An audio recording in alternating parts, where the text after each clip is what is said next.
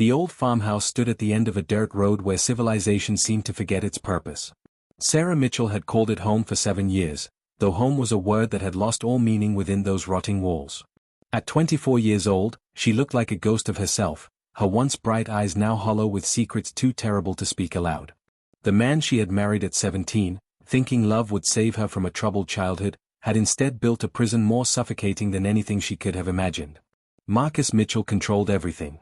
He decided when Sarah could eat, what she could wear, and whether she deserved to see daylight on any given day. The farmhouse, isolated 30 miles from the nearest town, became her entire universe. No phone. No internet. No neighbors close enough to hear screaming. Marcus had chosen this location deliberately, with the careful planning of someone who understood exactly how to make a person disappear without them ever leaving. The abuse began slowly, like water wearing down stone. First came the criticisms, constant and cutting, designed to convince Sarah she was worthless without him. Then came the rules, hundreds of them, impossible to follow perfectly. And when she inevitably broke one, the punishments came. Marcus never left marks where others might see them.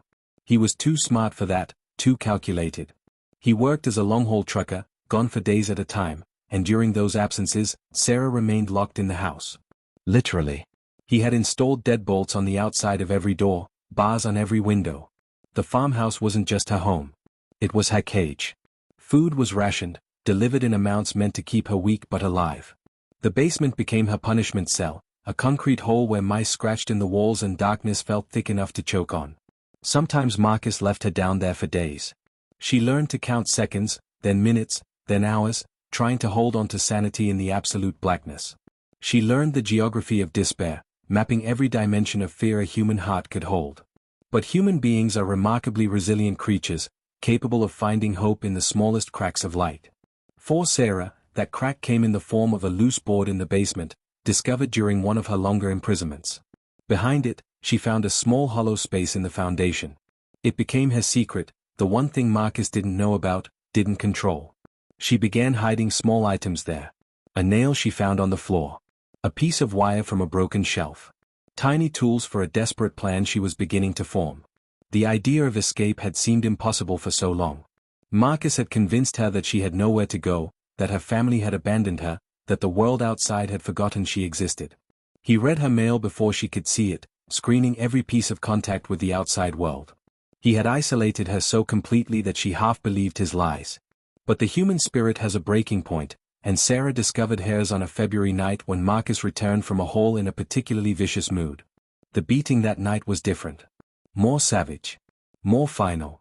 As she lay on the kitchen floor, tasting blood and feeling ribs scream in protest, Sarah understood with perfect clarity that if she stayed, she would die here. Maybe not tonight, maybe not next month, but eventually. This house would become her tomb, and no one would ever know. No one would care. The thought ignited something inside her that years of abuse hadn't quite extinguished. Rage. Pure, righteous, survival-driven rage. When Marcus finally passed out drunk in his recliner, Sarah crawled to the basement. Her body was a symphony of pain, but her mind had achieved a diamond-hard focus. She retrieved her hidden treasures from behind the loose board. The nail. The wire. A small screwdriver she had managed to steal weeks ago. She knew the deadbolts. She had studied them during countless hours of captivity. And tonight, with hands shaking but determined, she was going to pick them. The first lock took her 40 minutes. Her fingers cramped. Blood from split knuckles made everything slippery. But the mechanism finally clicked, and that small sound represented freedom. It represented life. The second lock took 20 minutes. She was learning. Getting desperate. Getting close. When the front door finally swung open and cold night air hit her face, Sarah Mitchell stepped into a winter darkness that felt warmer than any day she had spent in that house of horrors. The February wind cut through Sarah's thin cotton dress like knives made of ice. She had no coat, no shoes, nothing but the clothes Marcus had allowed her to wear and the determination burning in her chest hotter than any fire. Behind her, the farmhouse sat dark and silent, holding its breath. Inside, Marcus remained unconscious in his chair, unaware that his prisoner had just walked through the door he had forgotten to check after his drunken rage. Sarah didn't look back. Looking back felt like it might turn her to stone, like those old myths her mother used to tell her before everything fell apart. The dirt road stretched ahead, pale in the moonlight, disappearing into pine forests that seemed to swallow the landscape whole. Sarah had no idea which direction led to town. Marcus had always driven, and she had been locked in the basement during most trips anyway. But standing still meant capture, meant death, so she chose a direction and started walking. Her bare feet found every rock, every frozen rut in the road. Within minutes, they were bleeding, leaving small dark prints in patches of snow, but she couldn't stop. Wouldn't stop. Pain was just information now, something to acknowledge and ignore. The cold worked its way deeper as she walked. Her fingers went numb first, then her toes, then her ears. She tried to move faster, tried to generate heat through motion, but her body was weak from years of inadequate food and recent injuries. Every breath felt like inhaling shards of glass. Every step became a negotiation between body and will. Her mind began playing tricks, showing her lights in the darkness that disappeared when she looked directly at them, whispering Marcus's voice from the shadows between trees. Hours passed. Or maybe just minutes. Time became meaningless in the cold and dark. Sarah fell twice, her numb legs betraying her, and each time the frozen ground offered a tempting place to rest. Just for a moment. Just to gather strength. But she knew that stopping meant dying, meant freezing to death on this abandoned road while Marcus slept peacefully in his warm house. So she forced herself up. Forced her legs to keep moving. Forced her heart to keep beating out of pure spite if nothing else. The first hint of dawn came as a gray suggestion in the eastern sky. With the light came a horrifying realization. In her desperate flight, walking through the darkness without direction, Sarah had somehow circled back. She could see the farmhouse in the distance, maybe half a mile away. Her entire night of walking, all that pain and effort, had brought her almost back to her starting point. The discovery nearly broke her. She stood in the middle of the road, swaying with exhaustion and hypothermia, considering just lying down and letting the cold take her. It would be easier than facing Marcus when he woke up and discovered her escape attempt. But surrender had never been Sarah's nature, not really. It had been beaten into her, conditioned over years, but underneath remained the girl who had once dreamed of college and travel and a life bigger than the small town where she had grown up. That girl stirred now, refusing to die on this frozen road. Sarah turned away from the farmhouse and started walking again, choosing a different direction, using the rising sun to orient herself eastward. Her body was shutting down, she could feel it, but her mind held on with desperate fingers. The truck appeared like a mirage. Sarah heard it before she saw it, the rumble of an engine cutting through the morning silence.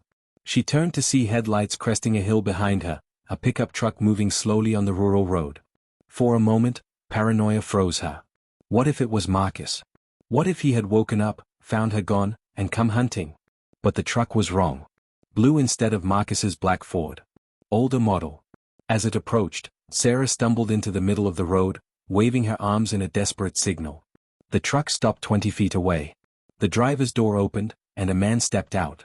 He was older, maybe 60, with long gray hair pulled back in a ponytail and a weathered face that spoke of hard years and harder wisdom.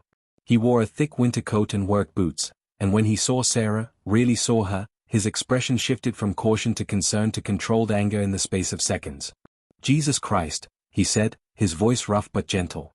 He moved toward her carefully, hands visible and non-threatening. "What happened to you?" Sarah tried to answer, but her voice wouldn't work. Her jaw was locked from cold, her tongue thick and useless. She managed a sound, something between a sob and a plea, before her legs finally gave out completely. The man caught her before she hit the ground, and the warmth of another human being, offered without cruelty or conditions, broke something inside her. She began to cry, great heaving sobs that shook her entire body. "I've got you," the man said, lifting her easily despite his age. "You're safe now. I've got you." He carried her to the truck, wrapped her in a heavy blanket from behind the seat, and turned the heat to maximum. As warmth began to seep back into her frozen limbs, bringing waves of excruciating pain, Sarah learned his name. Joseph Black Elk. Lakota elder. Carpenter. And the man who had just saved her life. Joseph Black Elk's home was nothing like the farmhouse prison. It sat on the edge of the Pine Ridge Reservation, a modest single-story structure made of wood and care, surrounded by land that stretched toward distant hills. Smoke rose from a chimney, and even from the truck, Sarah could see prayer flags dancing in the morning breeze. Joseph had driven her here instead of to a hospital, explaining gently that hospitals meant police reports, and police reports meant Marcus would know where to find her. Sarah had nodded, understanding with the instinct of someone who had learned to think like prey. Inside, the home was warm and filled with light.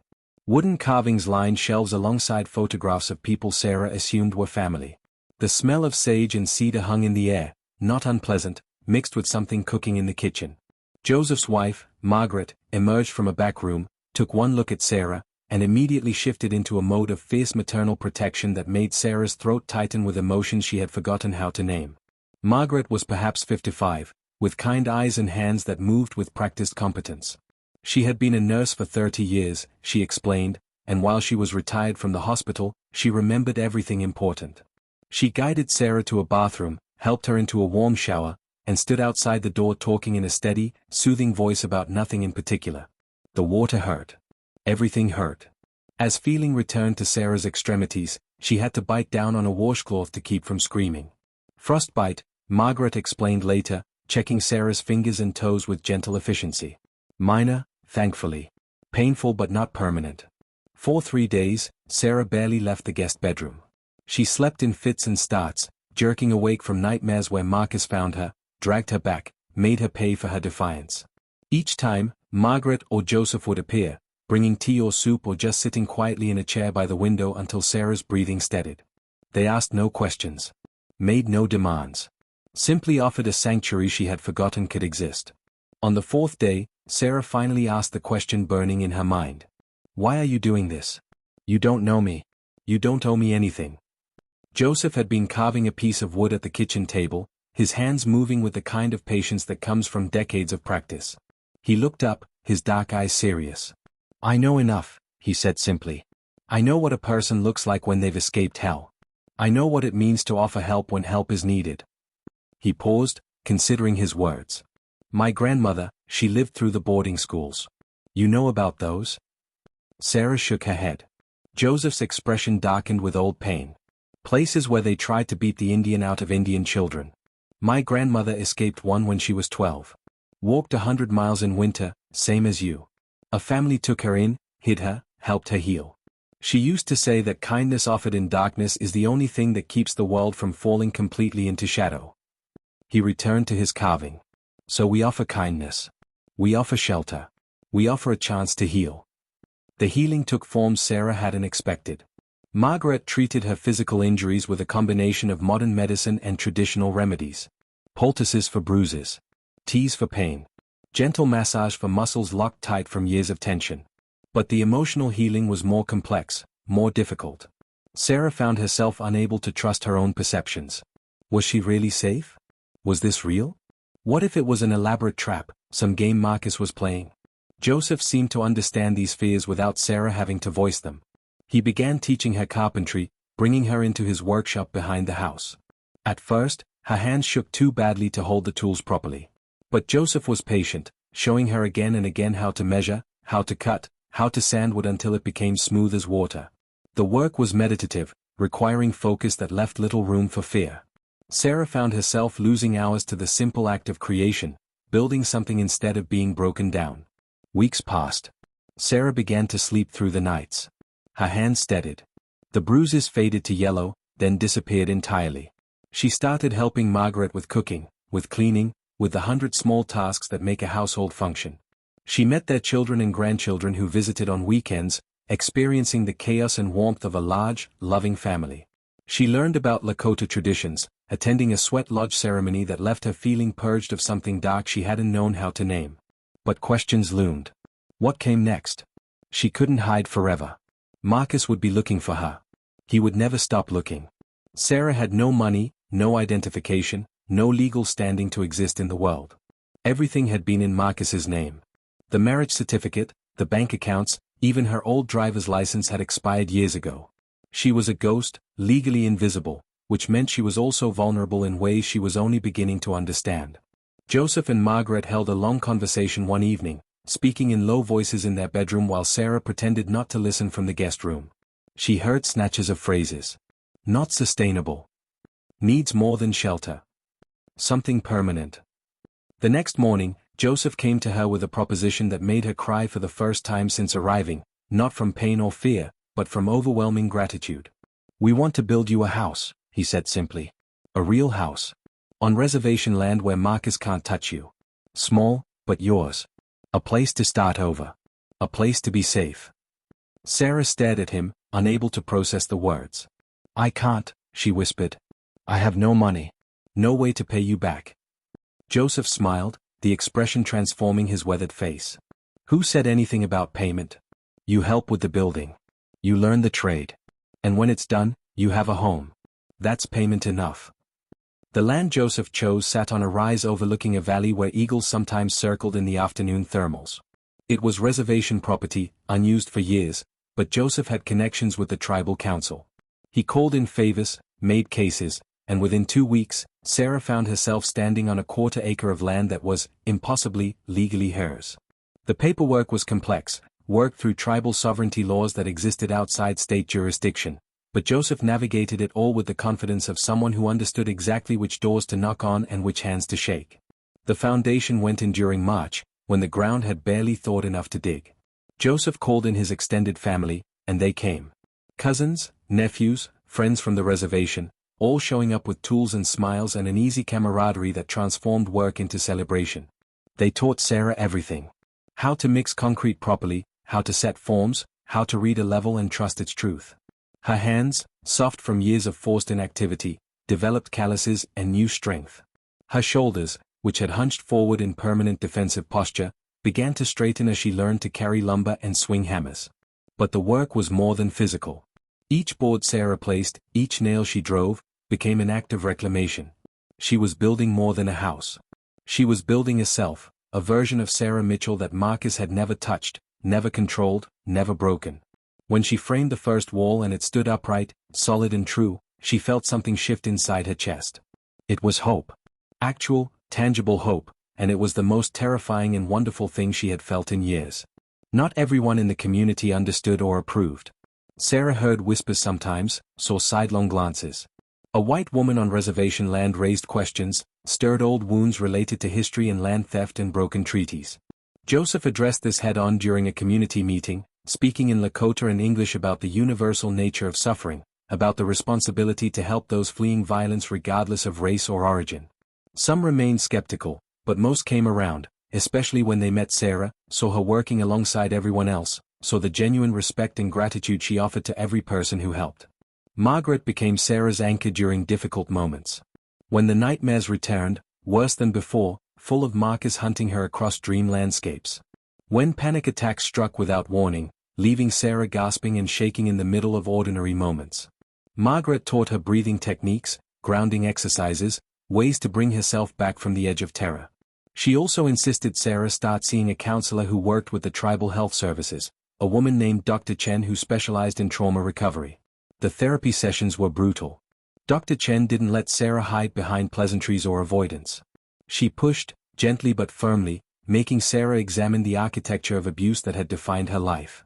They talked about gaslighting, about learned helplessness, about the complex reasons why people stay in situations that are killing them. Sarah learned vocabulary for her experiences, frameworks for understanding what had happened to her. The knowledge was both liberating and overwhelming, like discovering the map of a prison after finally escaping it. Through spring and into summer, the house took shape. Walls rose. A roof went on.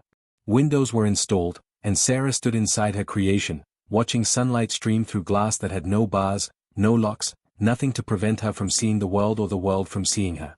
Joseph taught her to hang drywall, to mud and tape seams until they disappeared into smooth surfaces. Margaret helped her pick paint colors, soft earth tones that felt calm and safe. The whole community seemed invested in the project now, people stopping by with donations of furniture, kitchen supplies, even a hand-sewn quilt from an elder Sarah had never met.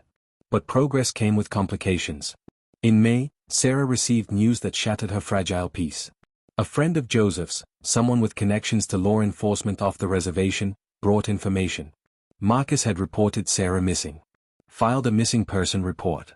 Was playing the devastated husband, searching for his beloved wife who had mysteriously disappeared. Worse, he was telling people Sarah had mental health issues, was unstable, might harm herself. He was building a narrative that made him the victim and Sarah the unreliable one. The news sent Sarah spiraling. She stopped working on the house, spent days in Margaret's guest room, convinced that Marcus would find her, that the police would come, that she would be forced to return. Dr. Chen held extra sessions, talking Sarah through the panic, helping her understand that Marcus's narrative didn't define reality. Joseph consulted with tribal lawyers about Sarah's legal standing, about what protections reservation sovereignty might offer. The answer was complex but hopeful. As long as Sarah remained on reservation land, state police had limited jurisdiction. Marcus couldn't simply show up and take her. But leaving the reservation meant risk. Sarah would need to build a legal case, establish documented evidence of abuse, potentially face Marcus in court. The prospect was terrifying, but Dr. Chen and Margaret helped Sarah see it differently.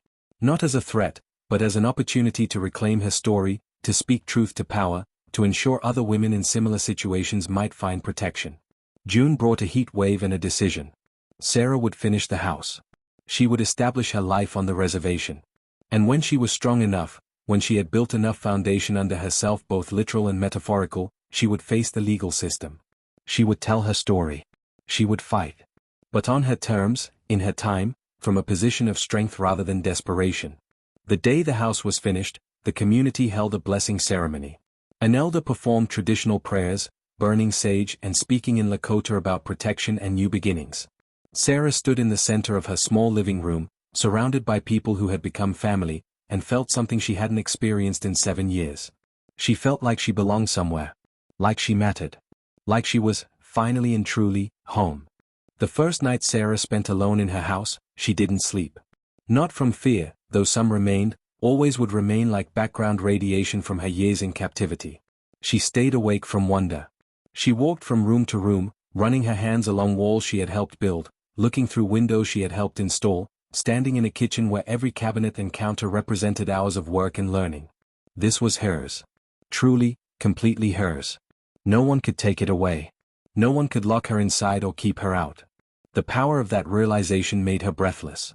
Morning found her on the small porch Joseph had insisted on adding, watching sunrise paint the valley in shades of gold and amber.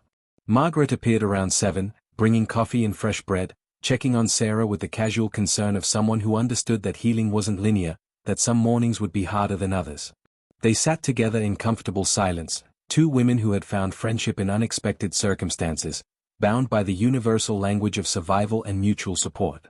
The summer established routines that became the framework of Sarah's new life.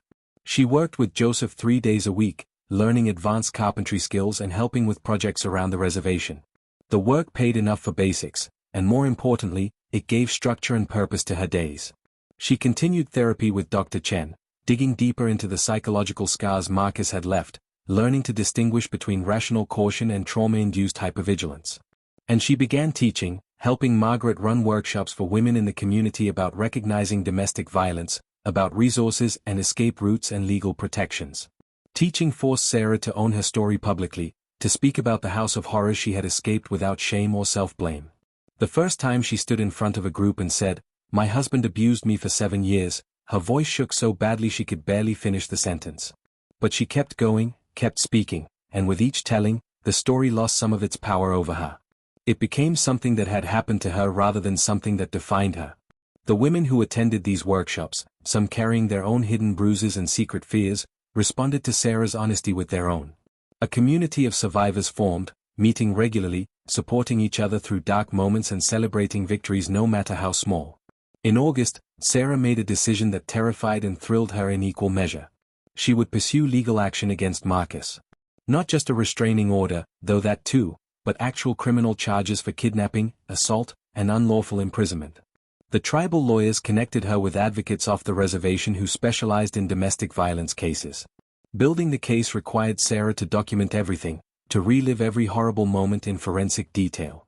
She spent hours with investigators, with prosecutors, with advocates who believed her story and were determined to see justice done. The process was exactly as brutal as Sarah had feared. Marcus hired expensive lawyers who attacked her credibility, questioned her mental state, suggested she was lying for attention or money. They painted him as a heartbroken husband whose unstable wife had abandoned him without explanation. They produced character witnesses, people from Marcus's life who swore he was gentle and kind and incapable of violence. Sarah sat through depositions where lawyers tried to twist her words, tried to make her abuse sound like misunderstandings or mutual arguments. But she had something Marcus's lawyers couldn't overcome. She had truth, she had documentation of injuries from Margaret's medical records, and she had the testimony of Joseph and others who had found her that February morning, frozen and broken on a country road. The trial date was set for November.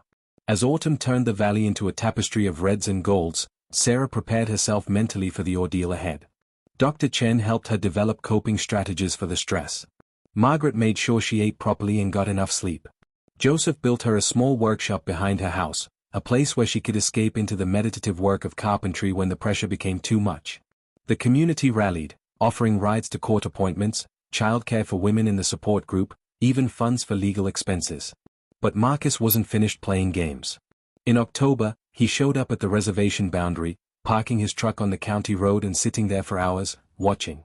He couldn't come onto tribal land without risking arrest, but he could make his presence known, could send a message. Sarah saw the truck one afternoon and felt ice form in her stomach. For a moment, she was back in the farmhouse, powerless and terrified. But then Joseph appeared beside her, and then Margaret, and then other people from the community, standing with Sarah in silent solidarity. Marcus eventually drove away, but the incident reminded Sarah how much was at stake. The trial lasted 5 days. Sarah testified for 7 hours, recounting details that made the jury visibly uncomfortable. Marcus maintained his innocence throughout, his lawyers arguing that Sarah had left voluntarily and invented abuse allegations as revenge. But the prosecution was thorough, presenting medical evidence, expert testimony about domestic violence patterns, and the damning fact that Marcus had installed locks on the outside of every door in the farmhouse. The jury deliberated for 6 hours. Guilty on all counts. The verdict came down on a Friday afternoon, and Sarah sat in the courtroom, surrounded by Margaret and Joseph and members of her support group, and felt a weight lift that she had carried for so long she had forgotten what freedom from it felt like. Marcus was sentenced to 15 years. 15 years during which he couldn't touch her, couldn't find her, couldn't control her. It wasn't enough, could never be enough for what he had taken from her, but it was something. It was justice, imperfect and delayed, but real. The community celebrated that night with a feast. Long tables were set up outside Sarah's house, covered with food and surrounded by people who had become her chosen family. As darkness fell and stars emerged in the vast prairie sky, someone started a drum circle, and the rhythmic beating filled the valley with sound that felt like a heartbeat, like the earth itself celebrating survival and resilience and the unbreakable nature of the human spirit. Sarah stood at the edge of the gathering, watching flames dance in a fire pit Joseph had built, watching children play and adults laugh and life happening all around her in its messy, beautiful complexity. Chief Joseph Black Elk approached, moving slowly with the stiffness of age and hard work, and stood beside her. "You did it," he said simply. "We did it," Sarah corrected, gesturing to the crowd, to the house, to everything. "I couldn't have survived without all of you." Joseph smiled. "You survived long before you met us. We just gave you space to heal, to grow. The strength was always yours." He paused, watching the fire. "What comes next?" Sarah considered the question. She had thought so much about survival, about escape, about justice, that she hadn't really allowed herself to think about the future, about what life might look like now that the immediate threats had passed. But standing there, in the home she had built with her own hands, surrounded by people who had taught her that kindness could exist without conditions and that family was something you could create rather than something you were born into, she felt possibilities opening up like flowers after rain. "I want to help build more houses," she said slowly, the idea forming as she spoke. "For other women escaping situations like mine. I want to use what Joseph taught me, what all of you taught me, to create safe spaces. To give people the same chance I got." Joseph's smile widened. "Then that's what we'll do. Together." He placed a hand on her shoulder, the gesture warm and paternal. "You know what your name means, Sarah? It means princess, but also means one who sees the future. Maybe your parents knew something when they named you." Sarah laughed, the sound surprising her with its genuineness. "I don't know about seeing the future, but I know what I want to build in it." As the celebration continued around them, Sarah Black Elk, she had taken Joseph and Margaret's last name legally, a choice that felt like claiming family and heritage and belonging, looked out at the valley she now called home. Somewhere out there, Marcus sat in a prison cell, and while part of her would always carry the scars of what he had done, he no longer defined her story. She had escaped the house of horrors, yes, but more than that, she had built something beautiful from the ashes of trauma. She had found her voice, her strength, her purpose. And tomorrow, she would begin again, building homes and hope and futures for others who needed what she had needed that frozen February morning. Freedom, she had learned, wasn't just about escaping what hurt you. It was about building what healed you, about creating foundations strong enough to support dreams you hadn't dared to dream. It was about community in carpentry and the radical act of believing that tomorrow could be better than yesterday. Sarah had escaped a house of horrors, and a Lakota chief had built her a home. But the real miracle was what she was building now, for herself and others, one board and one nail and one act of courageous kindness at a time.